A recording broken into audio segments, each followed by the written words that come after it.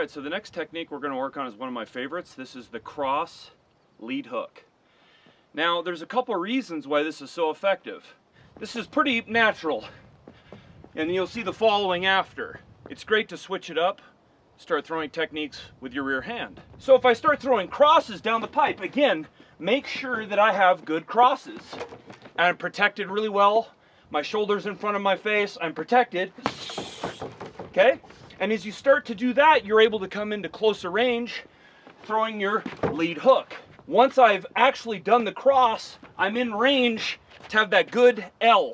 I do not want to extend much past here because I'm going to start compromising my power and my knuckles. So let's break the technique down step by step. If you want to see the technique for the cross or the lead hook, just go back into my punch playlist. Everything moves together. Cross, lead hook, back. I want to make sure that I'm right back to my stance, able to use my feet, my guards up, everything. Good technique will bring speed and power. I can change levels and go to the body, protecting myself again, up to the head, okay? Pop. They're gonna start to anticipate that. So what I do is, I fake it. I fake the cross, and now I'm loaded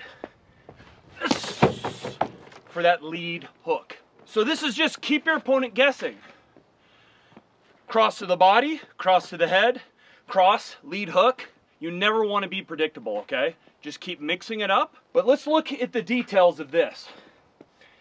As I'm loading up, faking that cross, my hips have turned. My hips have loaded.